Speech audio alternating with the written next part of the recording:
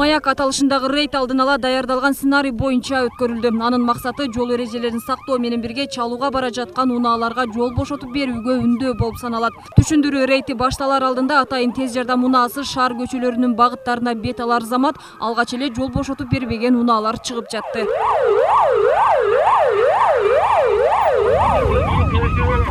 Он Матиз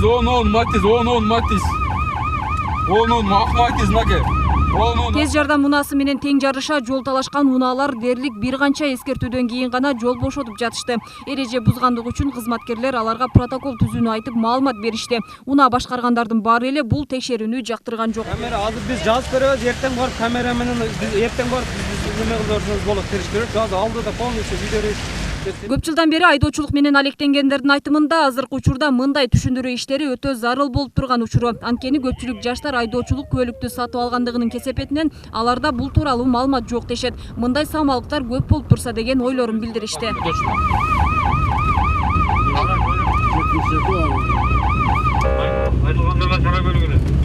Сузуки 70-7-10. Ошо скорый помощьтор, шоферлор, водительдердин арасында бар. Ошолорго дагы жардам берип булар. Жана пешеходдордон бери карап атат. Бүт бары. Иши кылса мен буларга аябай ыраазычылык билдирем. 921 Эсма.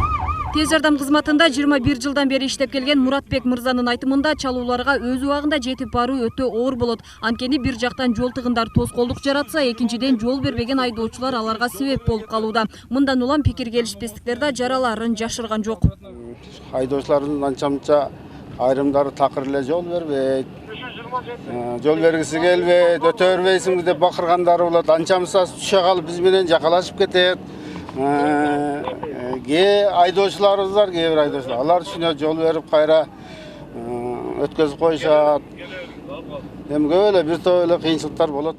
Кээ бирлер кеч келесиңер, эртерээк келбейсиңер дейт. Бир жактан бир вызовко барыш үчүн ушундай жол тыгындар болуп калат экен, башка болуш антип кеч калган күндөрүбүз деле болуп атты. Ал үчүн ушу бизге чакыруу кылган жарандарыбыздан кечирим сурайбыз. Эми бул жол экен, иши ушундай экен, бирин эрте болуп калат экенбиз, бирине кеч барып калат экенбиз.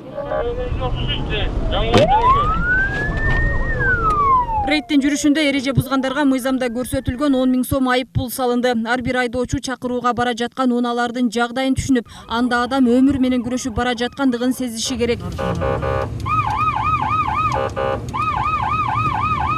Эгерде айдоочу салынган 10 000 сом айып пулду 15 күндүн ичинде төлөсө, ага 50% жеңилдиктер берилет. Ал эми ал убакыттан өтүп кетсе, салынган айып пулга туумдар кошулуп сотко өткөрүлөт. Мындай текшерүүлөр дагы да күчөтүлөт.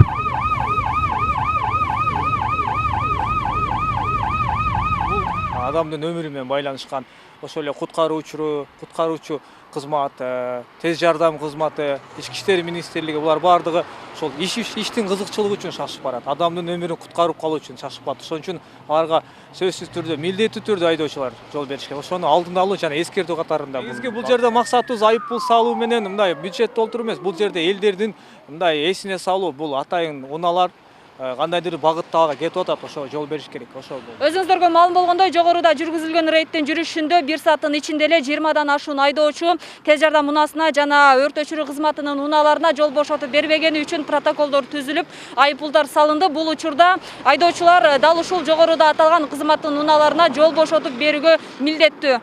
Мимоза Жаныбек кызы, Айбек Үсөнұлы, Мирбек Конобаев, Ынтымак.